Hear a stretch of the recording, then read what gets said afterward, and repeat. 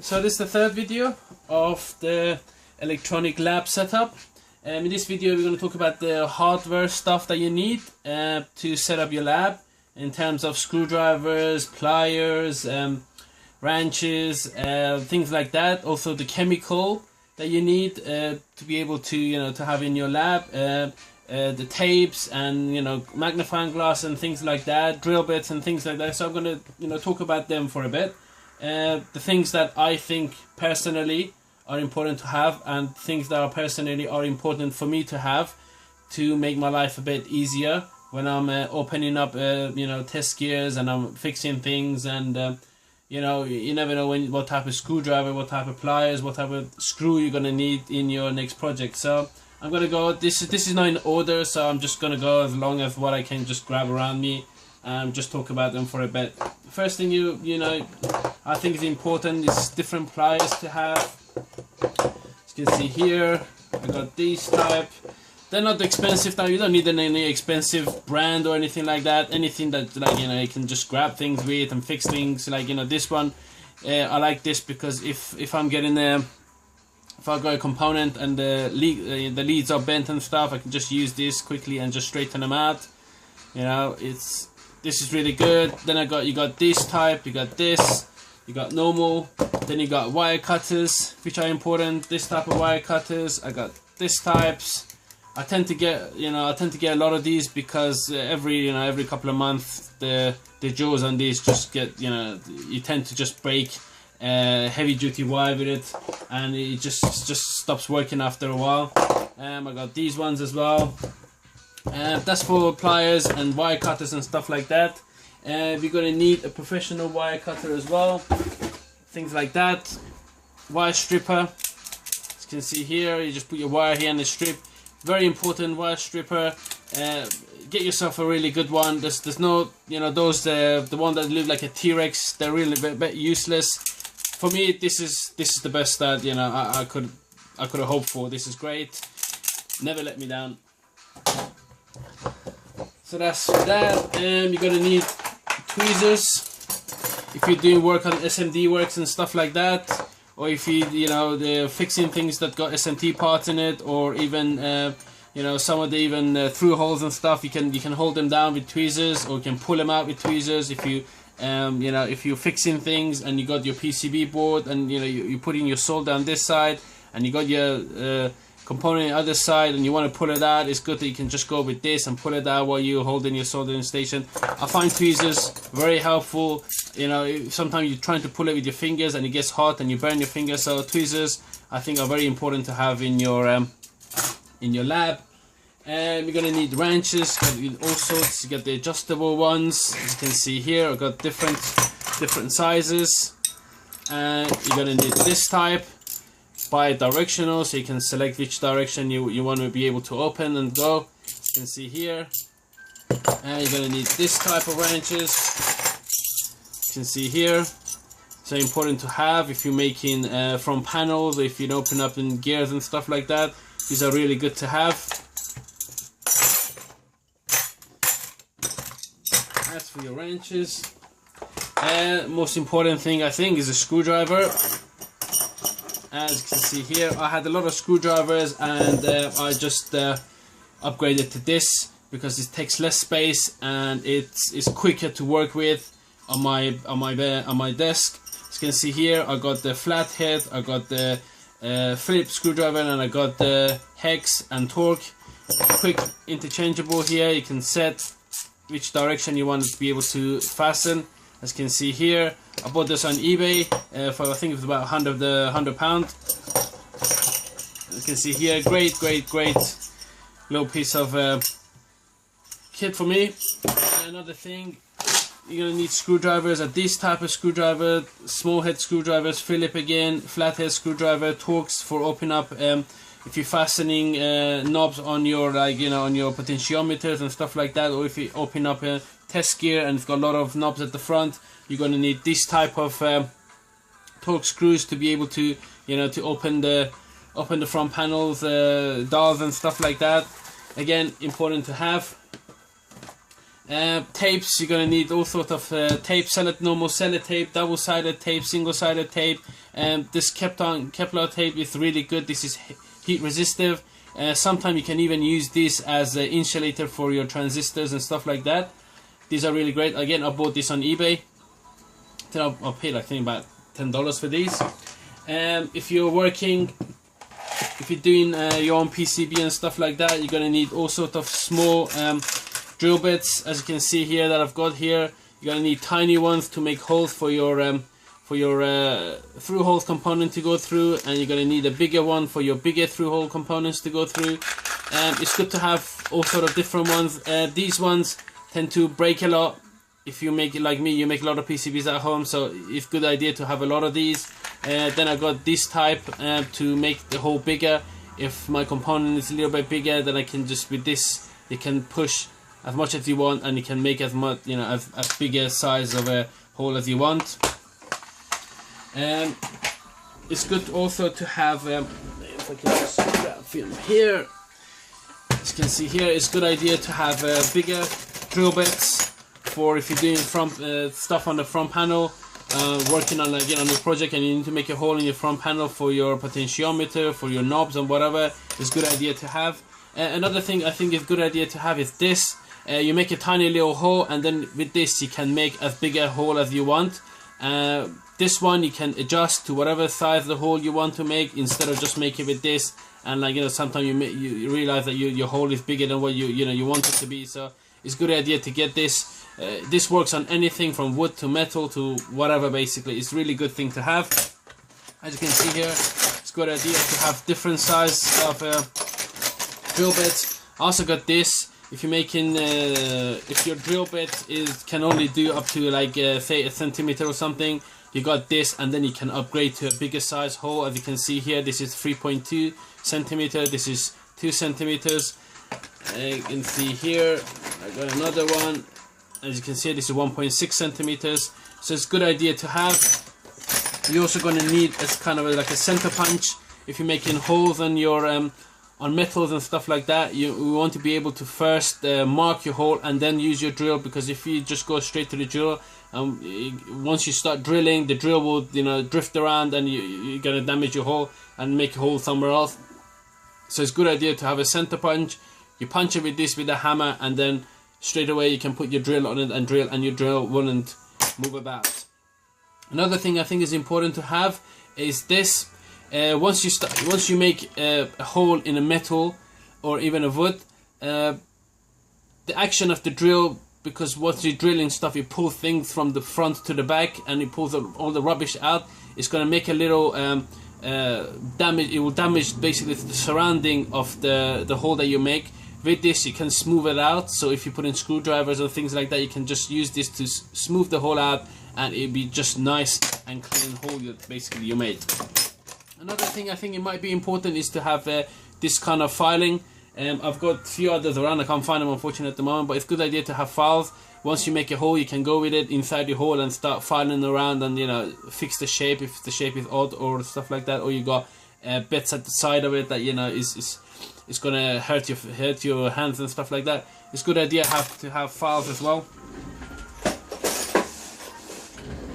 You're gonna need nuts, bolts, washers and stuff like that, and you're gonna need tons of it. As you can see here, this is what I've I've collected over years. As you can see here, I've got tons and tons and tons of washers and nuts and bolts and stuff like that.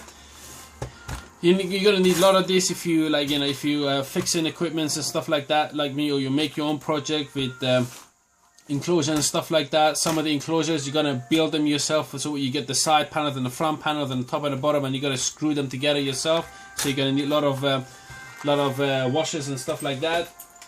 Another thing you're gonna need standoffs. You're gonna need all type of standoffs. You're gonna need plastic one, metal ones, small ones, big ones.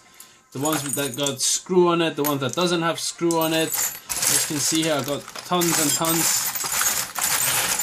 of different size and shapes of standoffs. As you can see here, you got this type, you got this type, you got this type, you got this type, you got these types, you got the smaller one, you got a bigger one, you got this size, you got the small, you got this, that, you got the plastic ones, you got this types. You know, you got these.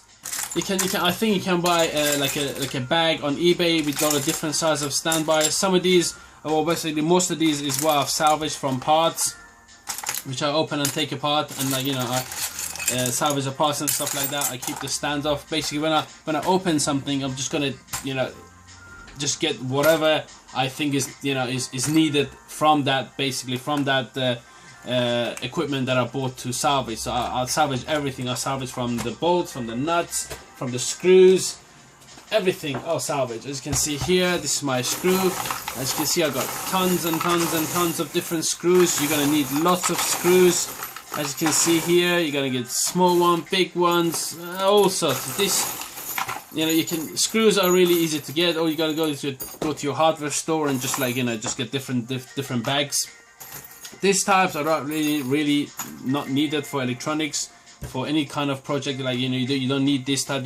I think these are the self-tapping for wood, basically. But sometimes it's good to have a small one of the self-tappers and stuff like that. You never know when you're going to need them in your projects. So screws are very important again as well. You're going to need chemical. As you can see here, this is flux cleaner, important. You're going to need acetone to clean things around. You're going to need flux. This is a spray on flux. If you want to, you know, spray flux on somewhere, you know, you're doing work on big spaces. Again, this is acetone. You're going to need, you know, acetone. I find acetone very important if I'm doing work and if I'm making my own PCB. This is what I used to clean the PCB before and after to get the toner out. You're going to need this type of I don't know, it's called wire. It's cleaning wire for dishes and stuff like that. This is really good to clean your PCB beforehand, before you want to. If I can just show you, if I can grab where the PCB is at.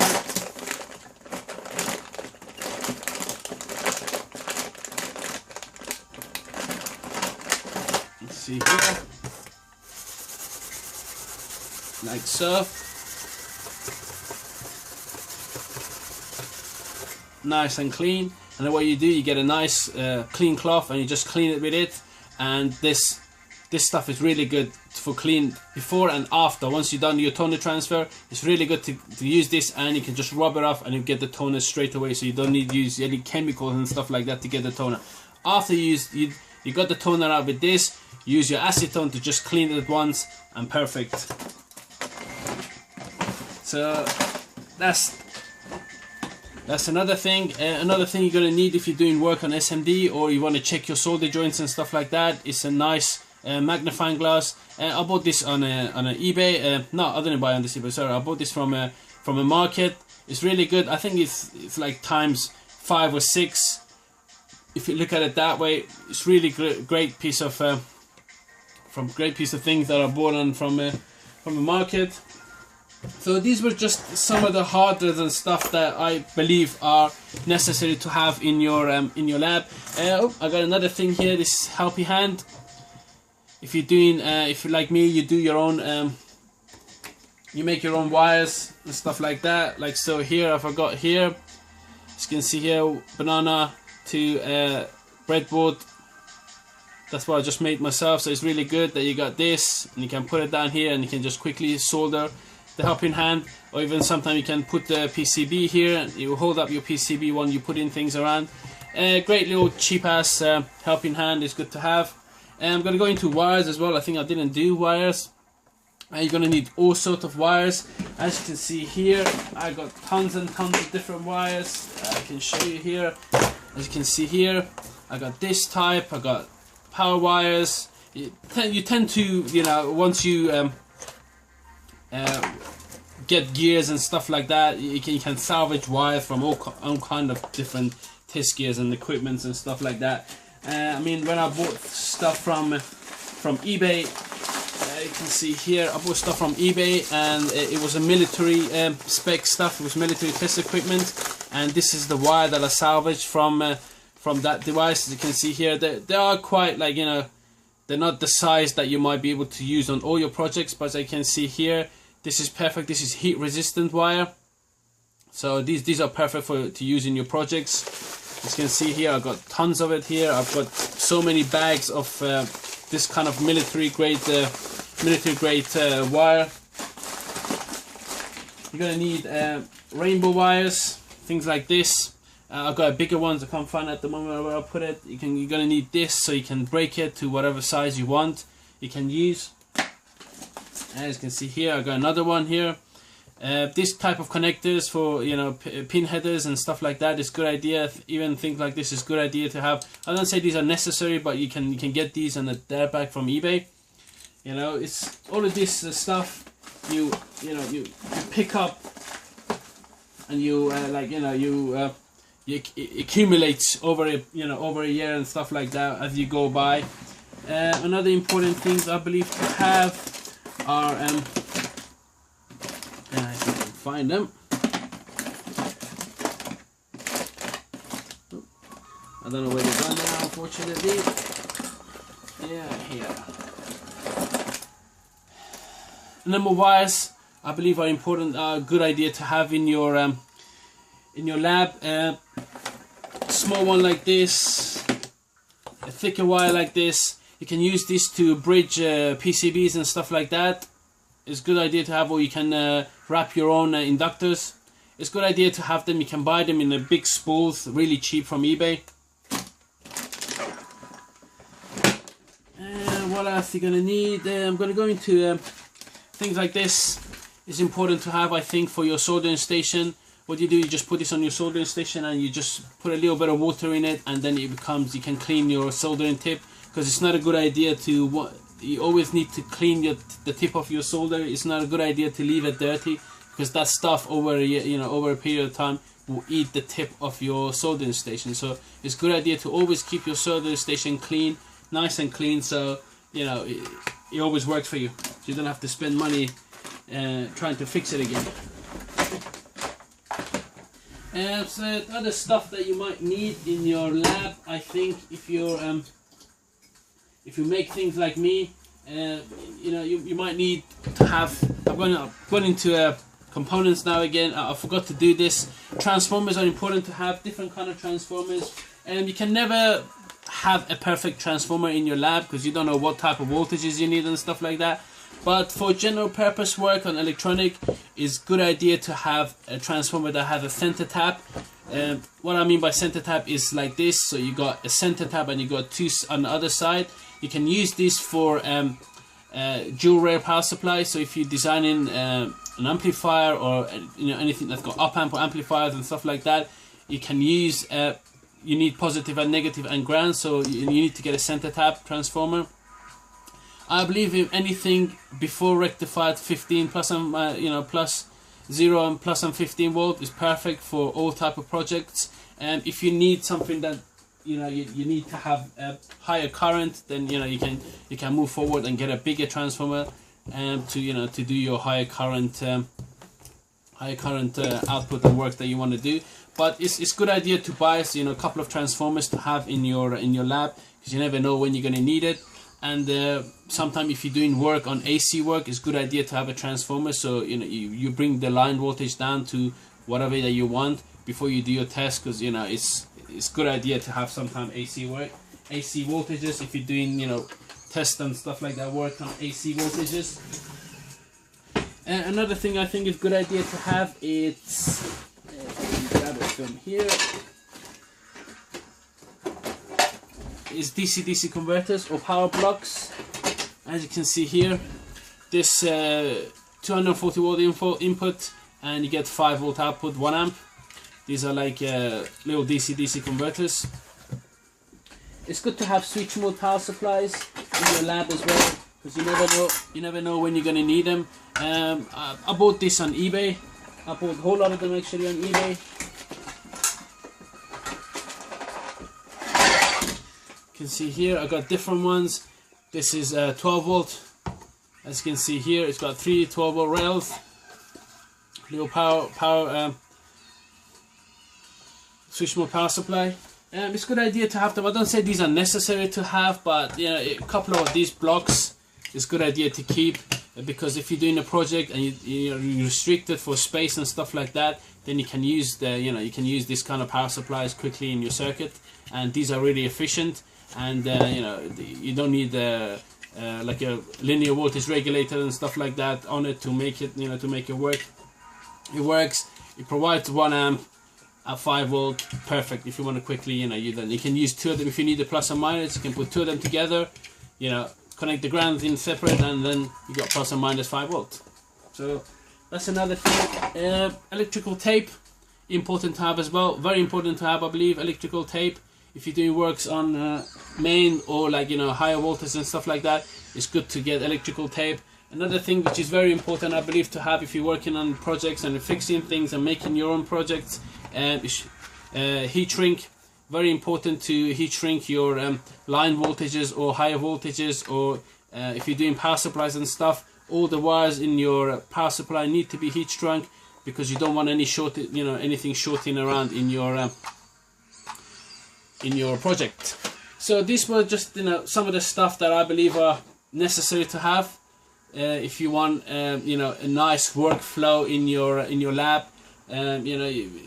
You don't want to be having equipment and you want to open up equipment and you don't have the right screwdriver. So what you do, you're starting to force yourself and force a different, a smaller. You got a smaller screwdriver head to what it is inside, and you're trying to force yourself and go, trying to open up, and you end up breaking things and damaging things. So it's a good idea to have the right equipment all the time for the right project that you're doing. So this was the third part. I might do another part for things that I've missed. What I'll do, I'm gonna go over my videos and just see what I've missed. I might do a video. If not, this is the final video for the stuff that you need in your lab. And I'm gonna receive a couple of stuff that I bought from eBay soon. In a couple of days time, I'm gonna do a video of opening one of them up. I think I bought some form of function generator, I think it is, and a couple of other test gears and stuff. So I'm gonna open them up and salvage parts. So I'm gonna do a video on them, on how I how I go about salvaging parts and stuff from stuff that I buy, test gears that I buy from eBay. So until next video, thanks for watching. If you like my videos, please give it a thumbs up.